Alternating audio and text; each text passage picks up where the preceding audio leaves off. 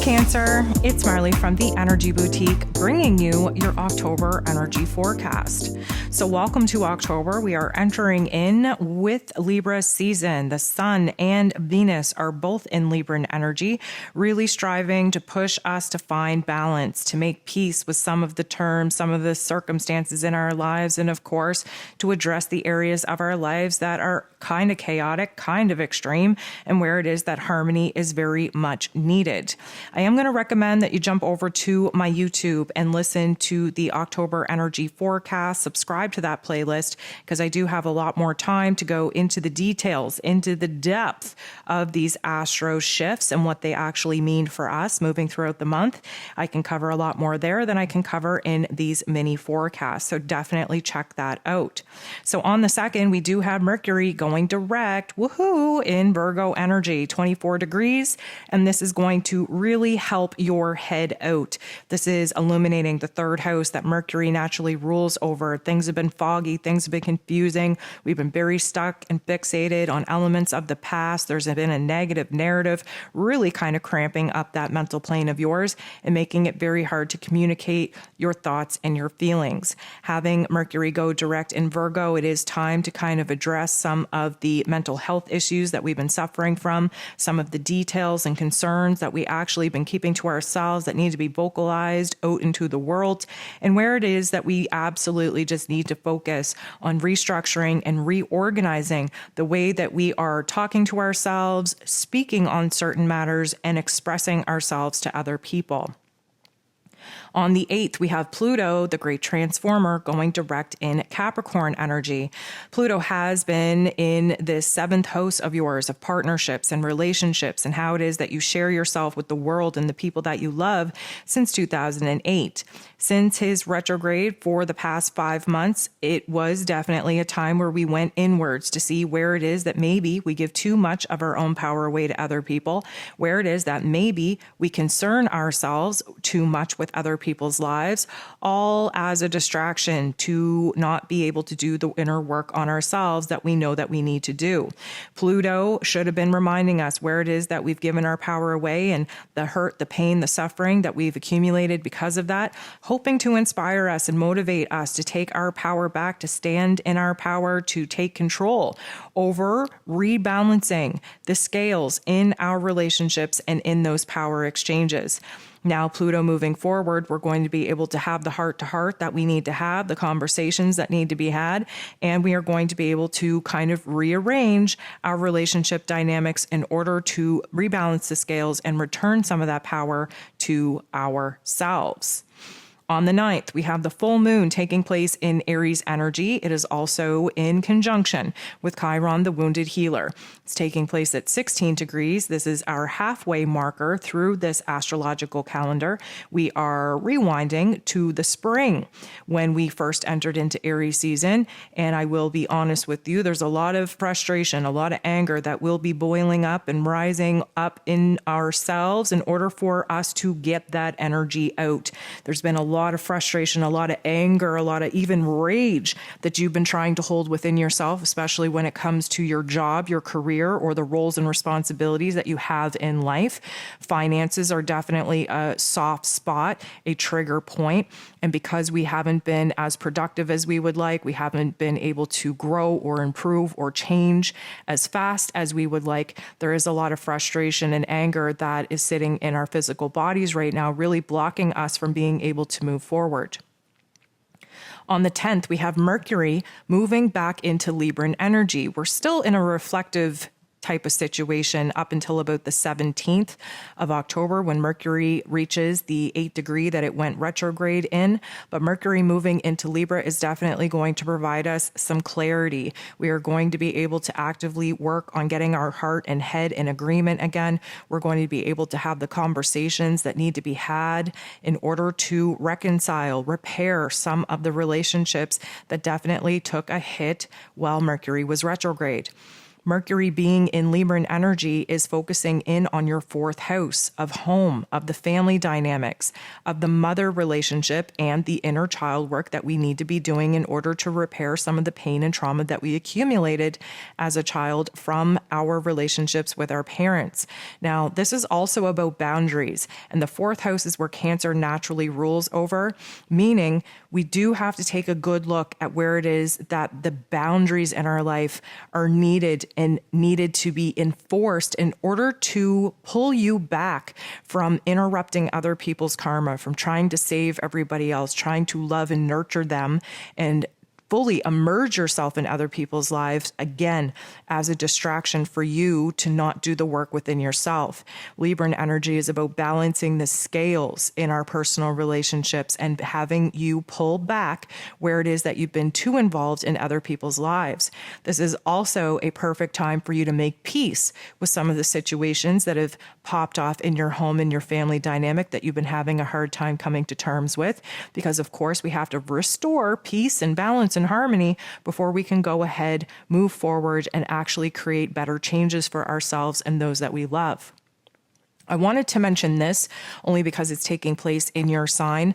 On the 17th, although we have Mercury clean and free of his retrograde at that particular point, we're actually having our last quarter moon in Cancer in your sign at 24 degrees. Now, this is going to be a full ending point, a full closure point of a lot of the things that popped off under the new moon in Libra up until this point in the calendar. But even more than that, this is a cycle that we've been working on for the last 2.5 years.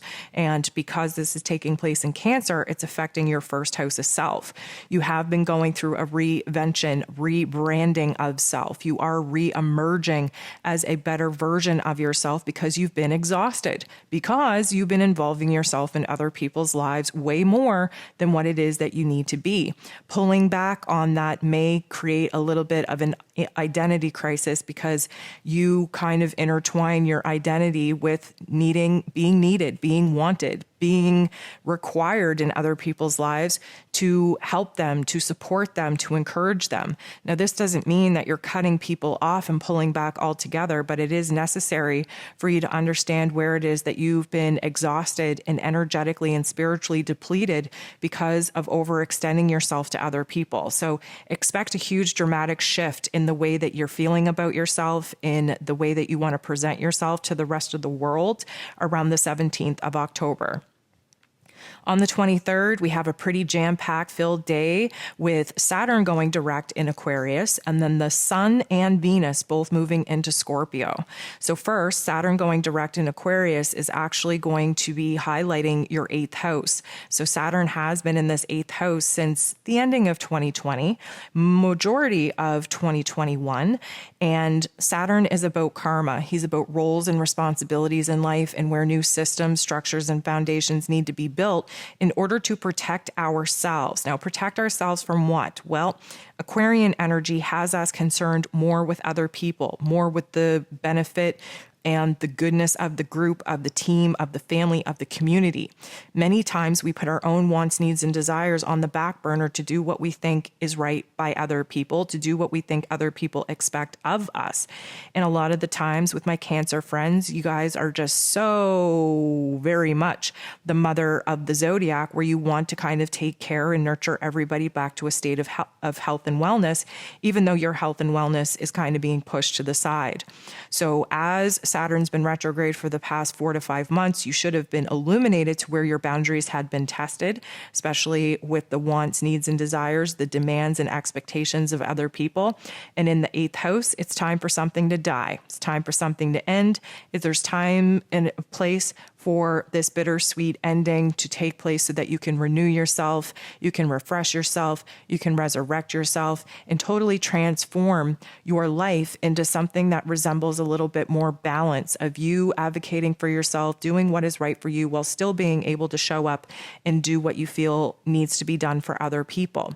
Venus and the Sun moving into Scorpio energy. Scorpio is a sister water sign to you, so it's not going to be as detrimental and as intense as it will be for other signs. However, Venus and the sun are both moving into Scorpio energy, and this will be highlighting your fifth house, your heart chakra.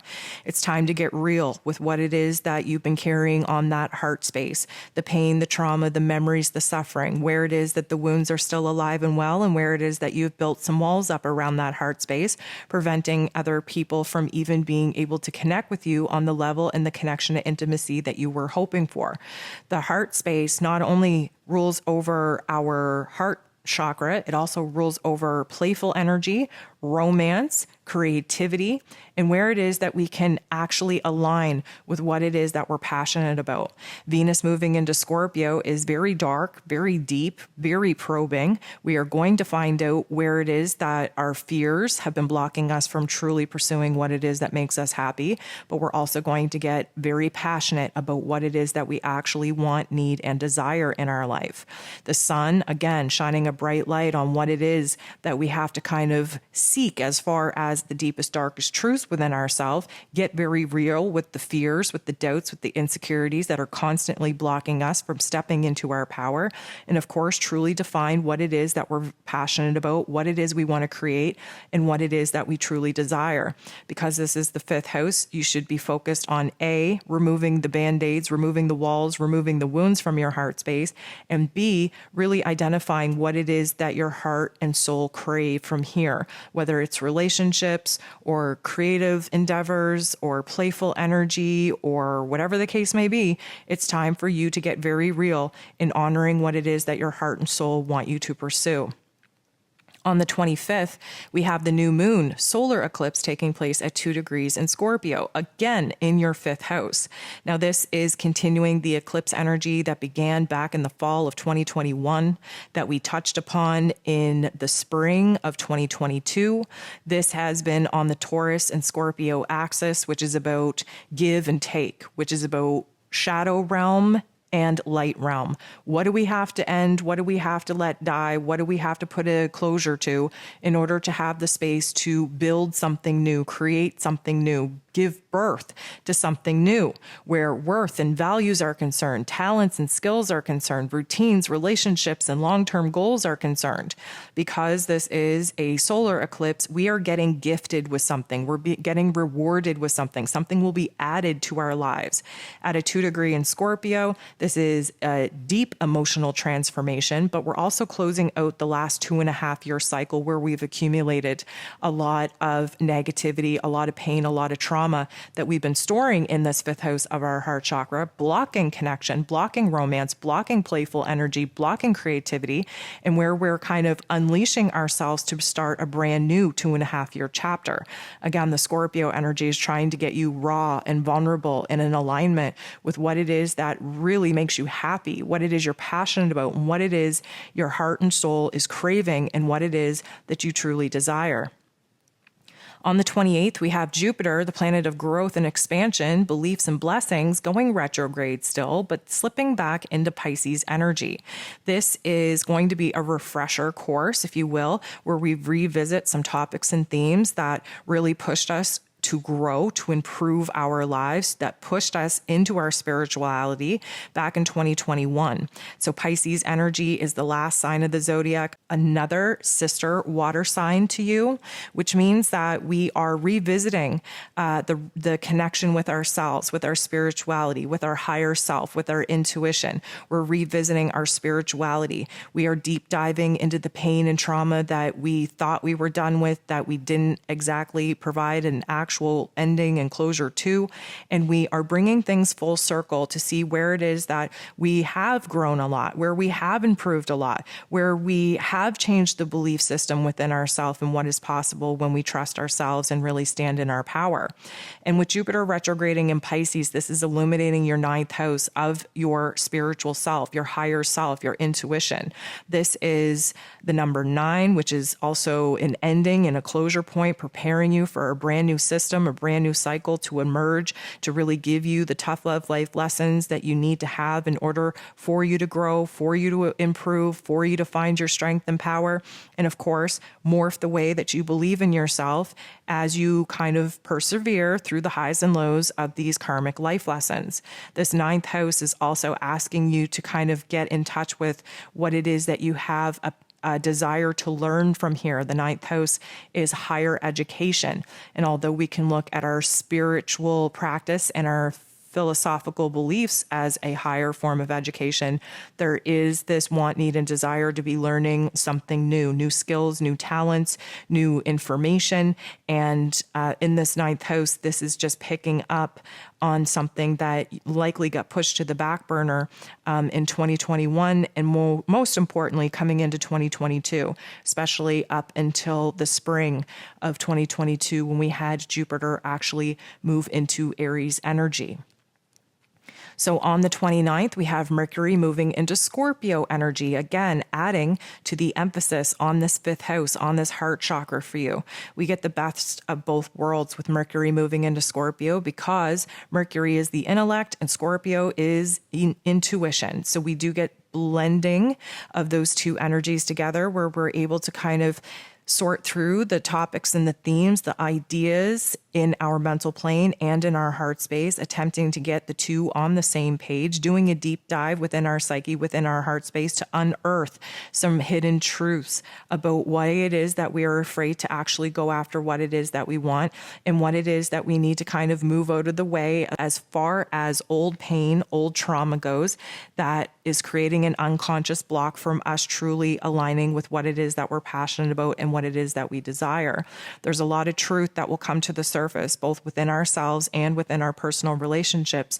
And because this is the fifth house for you, you can absolutely expect that there be a lot of realizations, a lot of epiphanies on what's been going on in your heart space, where you've been carrying wounds, and where it is that it's time to leave some of that emotional baggage in the past where it belongs.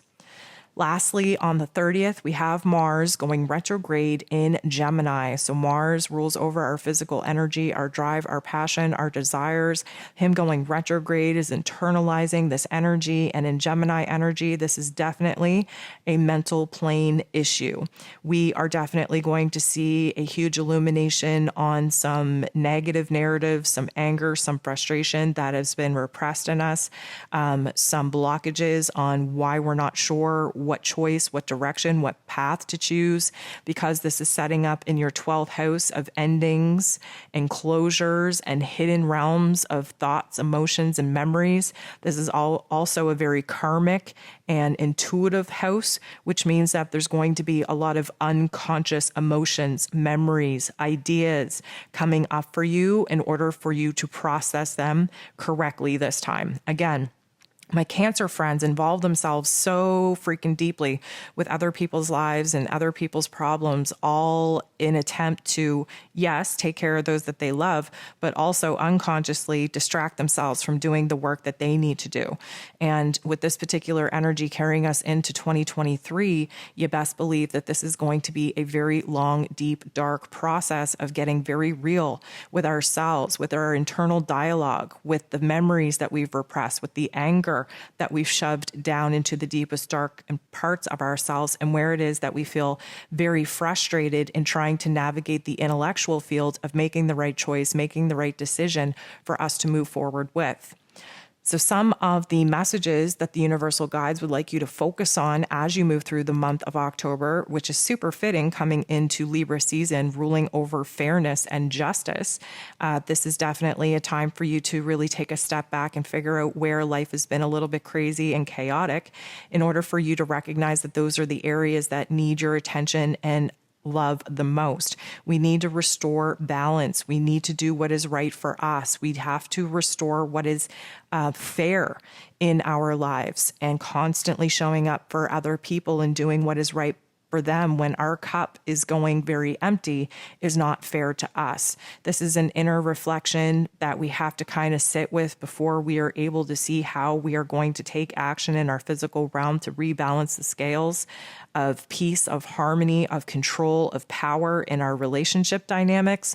Trust me when I say that it is definitely going to be a very revealing time as we move through the month of October, because it is illuminating for us where it is that injustices have taken place, and where it is that we have to actively pursue fairness for ourselves and then for others second. There is a little bit of an indication where you are going to be reaping the rewards for a lot of the blood, sweat, and tears that you already put forth, especially where tough love life lessons are concerned. It does feel that, spiritually, yes, there are rewards as well, but it also feels like there are financial rewards coming at you.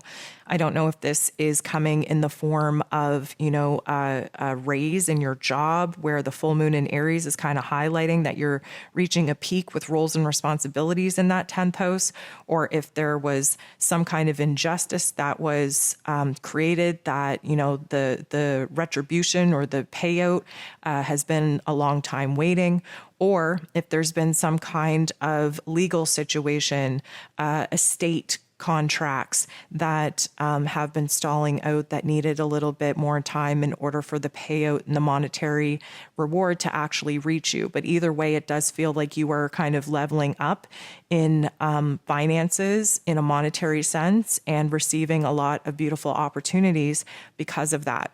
The last thing that they want to leave you with is that you are essentially entering into a clean slate, so to speak. And I feel like most of that is coming because of the last quarter moon taking place at the 24th degree of your sign on the 17th. This is an ending and a closure of what has been a very difficult 2.5-year chapter for you. And with endings come great beginnings. But at this particular time, you have no clue what it is that you want to do and want to create in your life because, again, you're too consumed with other people's lives in order for you to think about yours.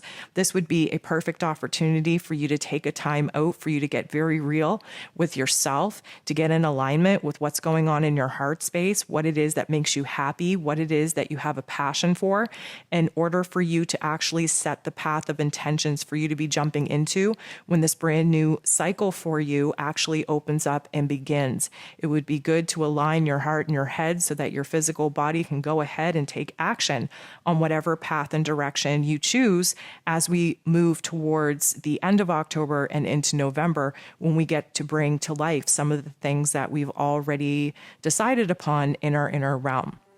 So Cancer, that's all that I have for you for the month of October. I hope you have a beautiful month, many blessings, and I'm sending you nothing but love.